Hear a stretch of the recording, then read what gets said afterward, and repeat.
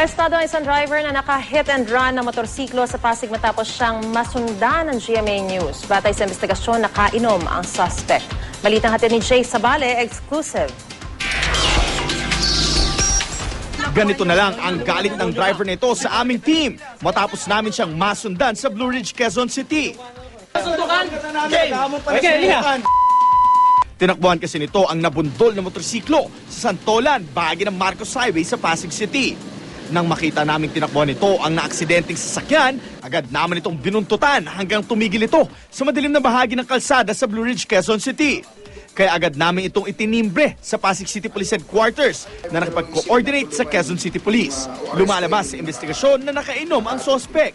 Nang mahimasmasan, agad itong humingi ng dispensa at nakipag-ayos sa kanyang nasaktan.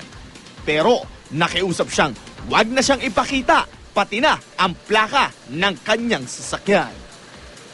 Yung sa criminal liabilities niya, dahil nga nagkaayos sila, nagkaroon sila ng amicable settlement. But yung traffic violation, which is driving under the influence of liquor, pinanagot natin siya doon. Jay Sabale, GMA News.